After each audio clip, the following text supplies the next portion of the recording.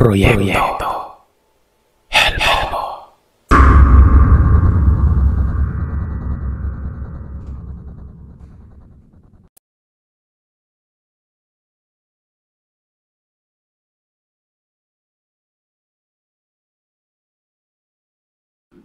Mapagpalang araw sa inyo, Sir Seth. Ako nga pala yung nagpadala sa inyo ng kwento tungkol sa karanasan ng aking tatay sa Benguet na pinamagatan yung Marcha. Muli akong nagpapasalamat sa pagpili at pagtampok ng aking kwento sa channel mo. Pasensya na rin po kung matagal akong makapagpadala ng mga email o reply sa inyo dahil medyo naging abala ako sa trabaho.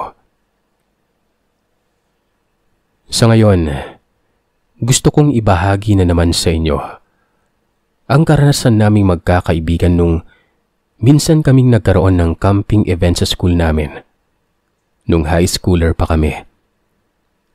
Sana'y mapili nyo itong kwento ko at maibahagi naman sa channel nyo.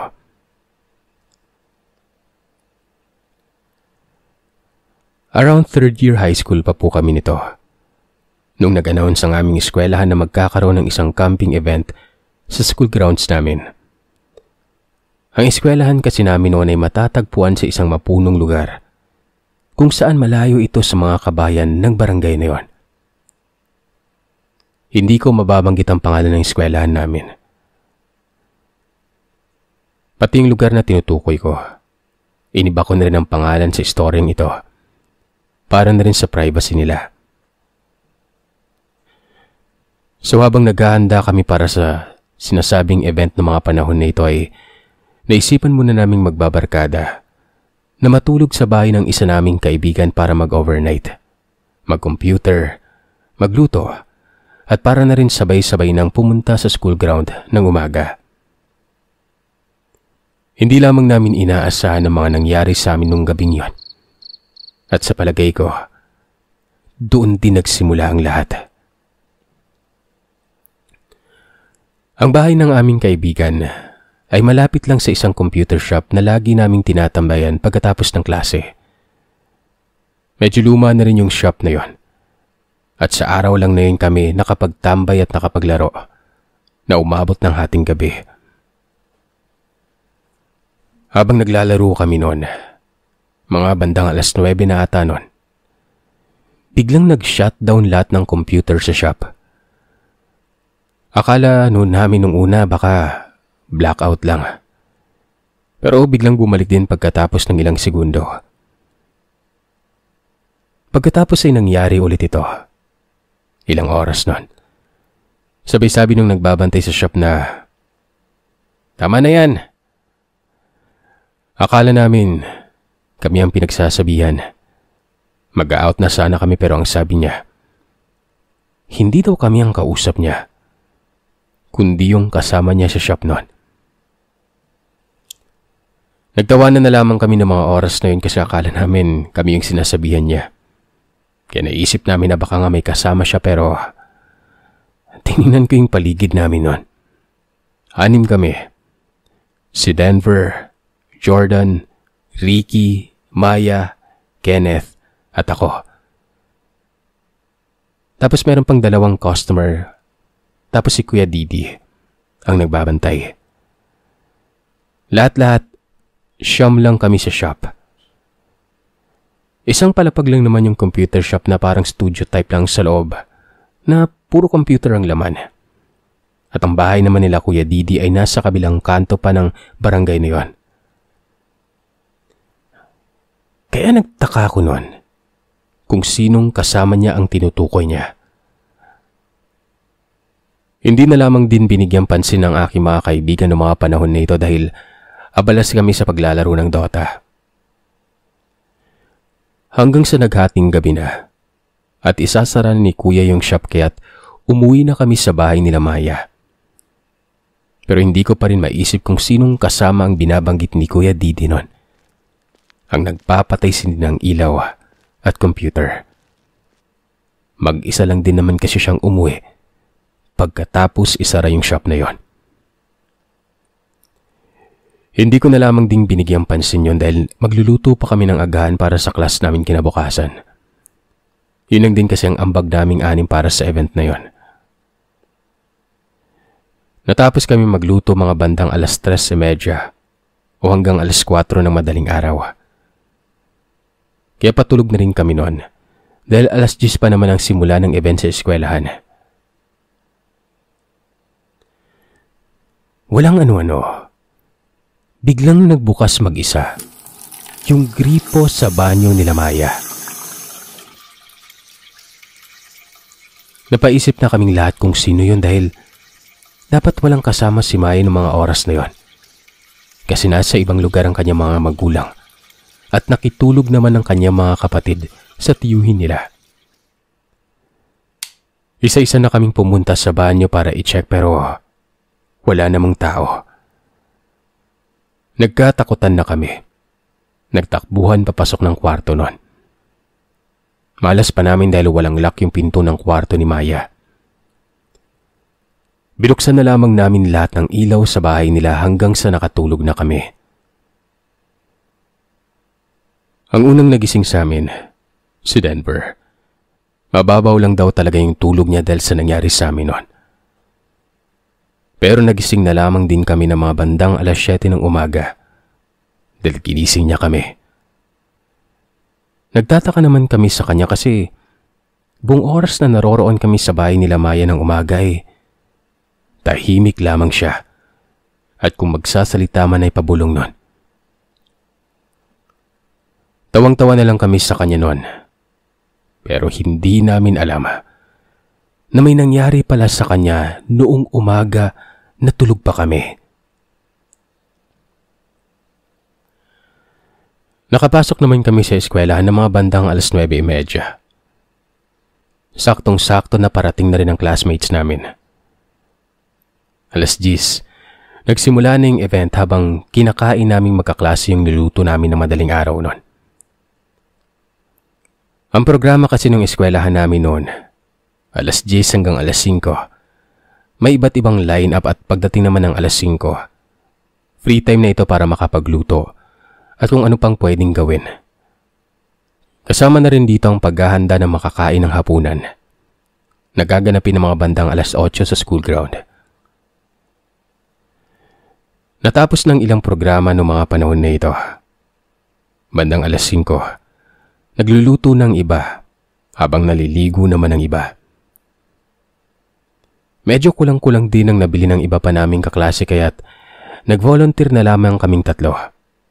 Ako, si Ricky at si Denver na pumunta sa talipapa ng aming barangay para mag-grocery. Sa paglalakad naming 3, ay dito na naikwento ni Denver ang tunay na nangyari sa kanya noong umagang nasa bahay pa kami nila Maya.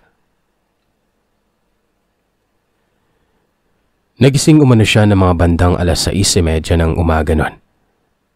Pinilit pang matulog muli. Pero gising na gising umano ang katawan nito. Kaya't bumangon na lamang siya at naghanap ng kape sa kusina nila Maya.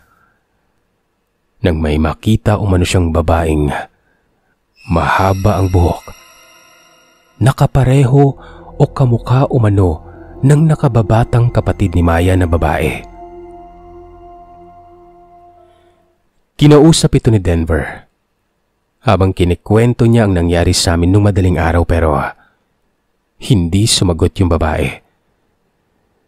Kaya naman biniro-biro na lamang ni Denver ito. Hanggang sa bigla na lamang umano itong nawala sa paningin niya. At nang makita ulit ito ni Denver, ay sa pilitang ginising na kami kahit alam daw niya na maaga pa noon. Nagtayuan naman ang mga balahibo namin ni Ricky nang naikwento niya sa amin yon. Pero sa hindi namin inaasahan, ay may naririnig na kaming naglalakad din sa likuran namin. Rinig na rinig ang mga yapak nito. Hindi sumasabay yung yapak niya sa amin nun. Kaya naman alam namin na parang may nakasunod sa amin. Sinubukan din namin na magpatuloy sa paglalakad at biglang hihinto ng sabay. At doon na nga naging klaro yung tunog ng paang kasabay namin dahil nahuhuli yung tunog ng paghinto niya sa paghinto namin nun. Wala kaming ibang kasama. Wala kaming nakikita nun. Naunahan na kami ng takot at kaba kaya binilisan na lamang naming bumalik ng eskwelahan.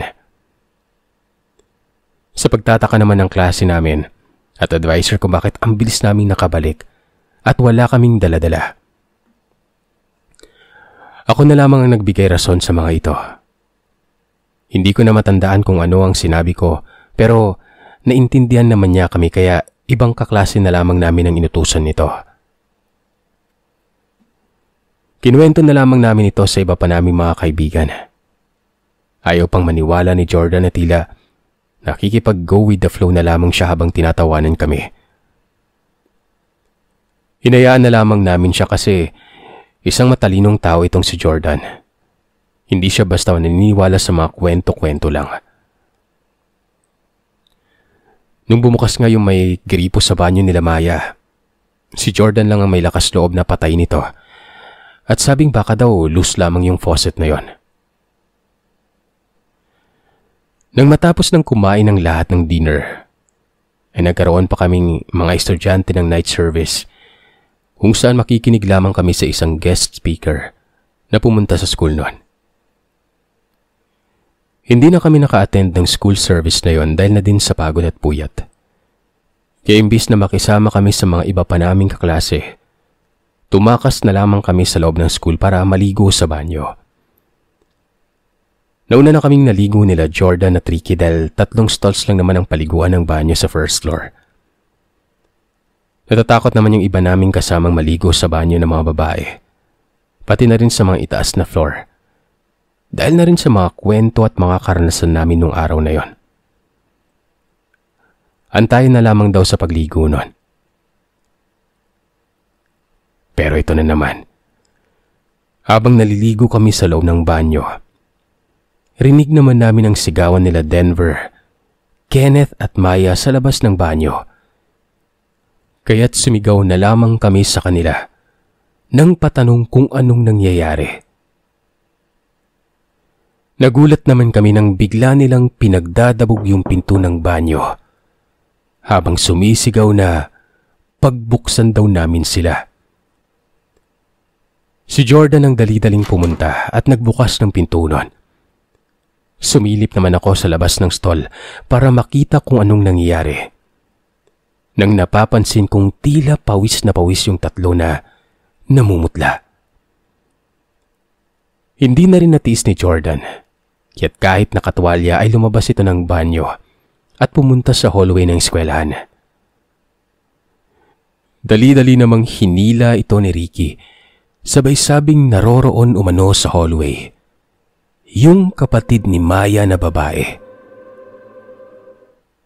Sa pagtataka naman namin ay tinanong namin si Maya kung anong ginagawa ng kapatid niya sa eskwelahan namin noon. Nanlamig ang katawan ko, pero pinagpapawisan din ako nung banggitin ni Denver yung mga katagang mukha lang siyang kapatid ni Maya. Sa inis naman ni Jordan ay hinila na lamang niya si Kenneth palabas ng banyo. Sabi-sabi sa amin na itigil na daw namin ang pagkikwento dahil natatakot na lamang kami sa wala nun. Binilisan ko na lamang na maligo at inantay na sila Denver hanggang sa matapos din silang makaligo. At sabay-sabay na kaming bumalik sa school ground na tila walang nangyari para ayusin na rin ang aming tent na gagamitin. Sa hindi ko din maipaliwanag, bigla akong natanong yung 3 kung ano ba talagang nangyari nun. Si Ricky nang sumagot. At sa kwento niya, habang naghihintay umano sila sa labas ng banyo, ay naisipan nilang maglibot muna sa hallway para magpahangin nun. Pero may naririnig daw silang mga tunog sa isang classroom, kaya sinilip nila ito mula sa itaas na bintana. Doon ay nakita nila yung kamukha daw ng kapatid ni Maya. Natatakot naman umano silang tumakbo pabalik sa grounds kasi hindi pa tapos yung night service.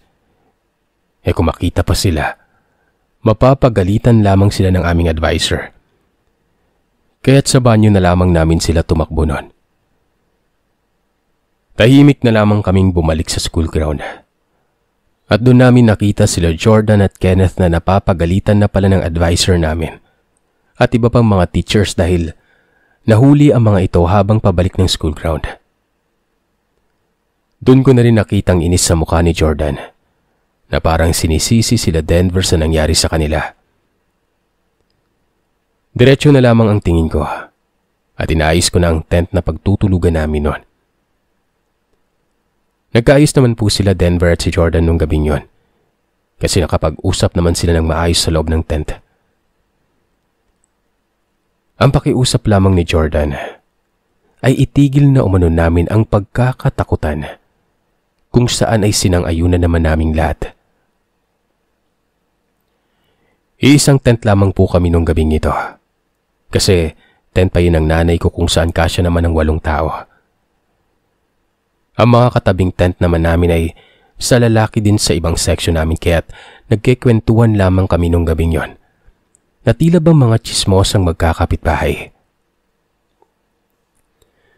Muntik ko na rin maikwento sa kanila ang mga nangyari sa amin pero pinigilan ako ni Kenneth dahil nga nakapag-usap-usap na kami na ititigil na namin ang pagkwento sa mga bagay na yon. Sa hindi naman namin inaasahan, biglang tinanong ni Erwin, kaklase namin na sa ibang section na nasa kabilang tent, kung sino daw sa amin ang may kasamang jowa na pinasok sa may school ground. Tumahimik na lamang kami dahil alam na namin kung sino ang tinutukoy niya. Sabay patawa ko na lamang na sinagot na baka multo ang nakita niya. Hindi ko na naman nakontrol ang bibig ko. Hindi ko inisip yung sinagot kong yon. Tumawa na lamang sila sa kabilang tent pero sa tent namin, ramdam ko na naman yung bigat ng hangin. Tulog na nga lang tayo, banggit ni Jordan, kaya tumahimik ng buong paligid nun. Nakatulog naman kami ng mabilis dahil nga siguro sa puyat at pagod nun. Isama mo pa na nabusog din kami nung pagkain ng dinner. Pero nagising ako makalipas lamang ang ilang oras at napansing pinatay na ng faculty staff ang mga ilaw sa buong eskwelahan. Pati na rin yung campfire sa gitna ng grounds, kaya't dilim na lamang ang nakikita ko sa paligid. Nang may mapansin akong isa pang anino sa loob ng aming tent. Pinilit ko na lamang matulog ulit habang nagdadasal. Nang marinig ko naman ang kabilang tent nila Erwin na nagkikwentuhan pa rin kung sino daw ba yung kasama naming babae na nakita nilang pabalik din sa school ground doon. Hindi na ako nagdalawang isip. Lumabas na lamang ako ng tent namin at nakipagkwentuhan sa loob ng tent nila. Kinuwento ko naman sa kanila isa-isa ang mga nangyari sa amin noon. At si Erwin naman ay nakapagkwento rin sa akin na ikinuwento pala ni Kuya Didi sa kanya na may babaeng ang kasama si Kuya Didi na tagapagbantay sa computer shop niya. Palabiro pa daw si Kuya Didi at nagsabing night shift umano ang shift ng pagbabantay ng babae sa computer shop na yon. Hindi ako nakasagot sa kwento niya. Pinagdugtong-dugtong ko na lang yung kwento niya sa mga karanasan namin sa isipan ko. Habang tulala naman ako, nagulat na lamang kami nang biglang pumasok naman si Jordan sa loob din ng tent nila Erwin. Sabay tanong kung totoo nga bang may nakita silang kasama namin sa pagbalik sa school ground at tungkol na din sa babaeng kasama ni Kuya Didi sa computer shop. Nakikinig pala ang lokong ito sa amin noon. Pinatunayan naman ito ni Erwin dahil may cellphone video pala si Kuya Didi na ipinadala sa kanya, kung saan makikitang sabay-sabay nagpapatay sindi ang mga computer sa shop kahit bukas yung ilaw ng shop na yon. Sa gulat ko naman ay gusto raw humingi ng tawad ni Jordan kila Denver kasi sa kanila niya nilabas yung takot niya. Nakakaramdam din pala siya ng takot ng Sir Seth. Ang sabi ko na lamang ay hayaan niya na lang kasi naiintindihan naman ni Denver yon. Gawa nang natatakot rin siya sa mga nangyari sa amin. Pagkatapos naman ng mahaba-habang pagkikwentuhan, ay bumalik na kami ni Jordan sa aming tent at binuksan na lamang ang mga ilaw ng aming cellphone. Natapos din ang gabi.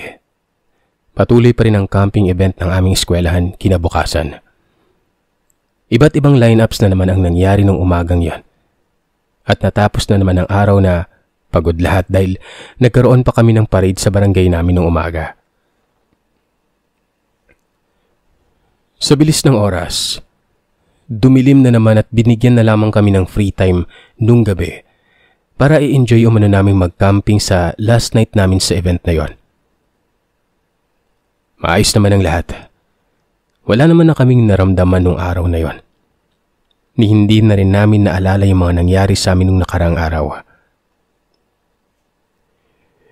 In-enjoy na nga namin yung gabing yon, kung saan nakapagkwentuhan kami sa mga lower years namin, pati na rin sa mga fourth year students at faculty members.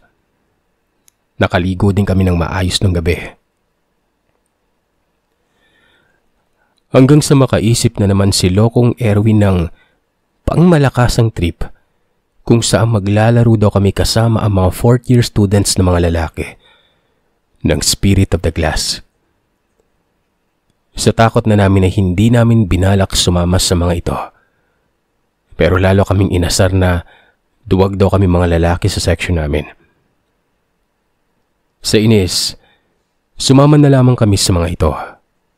Papasok sa isang classroom sa eskwelahan namin kung saan walang taong makakakita sa amin noon. Ang pakiusap lang namin ay hindi kami makikipaglaro. Manonood lamang kami sa kanila.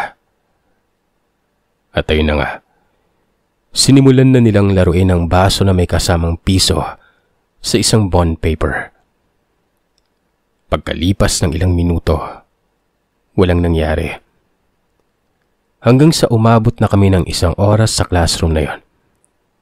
Ang classroom pala na tinutukoy ko, Sir Seth, ay ang classroom ng mga fourth year students kung saan matatagpuan ito sa ika-4 na palapag ng building. At dahil sa tagal nga naming nawala sa school ground at tent namin, ay hinanap na pala kami ng mga teachers sa school building. At ayun, natagpuan kami sa floor ng mga higher years. Napagalitan kaming lahat noon at muntik pa kaming mapagkamalang gumagawa ng anomalya sa school building. Hinahanapan pa kami isa-isa sa mga gamit namin kung may dala ba kaming yosi at alak. Ang rason na lamang ng higher years nung gabing yon, Sir Seth, ay gusto lang naming subukang matulog sa classroom ng gabi. Pinagbigyan lamang kami ng mga teachers namin kaya pinabalik na lamang kami sa kanya-kanya naming tent. Hindi na rin namin naalalang idala yung baso, piso at papel na naiwan sa ika-4 na palapag ng gusaling yon. Kinaumagahan ay nag-aayos na kami ng mga gamit at naghahanda na sanang umuwi pero pinapatawag daw pala kami ng principal sa office niya. Nayari na nga kami, sir. Pagdating namin doon, ay naroroon na rin ng mga fourth year student na kasama namin nung gabing yun kaya't inakala namin na tinuluyan na kaming sinumbong ng mga teachers namin tungkol sa mga kaganapan kagabi. Ang usapan naman namin ng mga higher years ay ituloy lang daw namin yung unang rason na ikinuwento nila sa mga teachers para hindi kami mahuli. Kaya sinundan at sinang-ayunan na lamang namin ang mga kwento at rason nila noon. Sa mukha naman ng principal ay galit lamang ang nakikita namin pero nang matapos ang sermon ay inutusan muna kami ng principal. Nalinisin na lamang umano yung classroom na ginamit namin kagabi. Nagtaka naman kami kasi malinis naman yung classroom na yun sa pagpasok at paglabas namin. Kaya't ang inakala namin ay ipinapakuha lamang yung baso, barya at papel na naiwan namin noon. Nagulantang na lamang kami sa nakita. Dahil nagkagulo na pala lahat ng upuan sa classroom. Yung baso na naiwan namin, basag na nakakalat sa may sahig. Hindi din namin mahanap yung piso na naiwan na kasama dapat ng baso nun. Habang yung papel naman, basang-basa na punit sa may sahig nun. Pinaliwanag naman namin sa mga guro na wala kaming alam sa nangyari pero ang sagot na lamang ng isang guro sa amin, alam mo umano niya na hindi kami ang nanggulo at nagkalat sa classroom na yon. Dahil nakita niya ring maayos yung classroom nung nadatnan nila kami at malinis din umano ito nung sabay-sabay kaming bumalik sa school grounds. Pandagdag pa niya, wala ring guro o estudyante na naiwan sa floor na yon nung umalis kami gawa ng nag-rounds pa daw sila buong school building bago kami nakabalik sa school ground. Pero wala daw siyang magagawa kasi kami ang huli na nakita sa school building. Kaya kami ang sinisisi noon. Natapos na rin yung event at bumalik na ulit sa dati yung paaralan. Wala na rin kaming narinig na katatakutan sa loob ng school. Na tila bang kami talaga ang sinisisi sa lahat ng pangyayari na yon. Wala na ring nararanasan sila Denver, Jordan, Ricky, Kenneth at Maya. At wala na rin akong naranasan pagkatapos nun. Ang kwento naman ni Maya, wala na rin daw silang nararamdaman sa bahay pero ibang-iba naman ang kay Kuya Didi. Opo Sir Seth, bumalik pa kami sa computer shop nila Kuya Didi at naglalaro pa kami doon ng games pero hindi na kami tumatambay doon hanggang gabi. Sa unang balik na namin noon sa shop, kinausap pa kami ni Kuya Didi at tinanong, sumunod sa inyo no? Nanlamig ulit kami at hindi na lamang nakasagot. Ang mga kasama ko naman ay hindi maintindihan kung bakit niya ito tinanong at napatunayan ko ngang ako lang ang nakapansin nung gabing yung nasa shop pa kami nung sinabi niyang tama na yan sa kasama niya umano sa shop. Sir Seth, sa mga magtatanong kung nasaan na yung cellphone video na hawak ni Erwin, matagal na po itong nangyari. Wala na yung cellphone na yon. Kasama nga doon yung memory card na hawak yung video na ipinadala ni Kuya Didi sa kanya. Wala na rin po kasi akong kontak kay Kuya mula nung nagsara ang shop niya nung pandemic at napalitan na ng bentahan ng prutas at barbecue.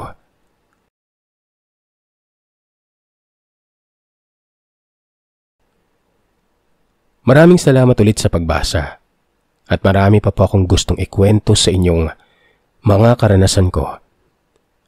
Saka ko na lamang ipapadala ulit kapag nakahanap po ako ng mga hard copies na mga ito, katulad ng litrato at video.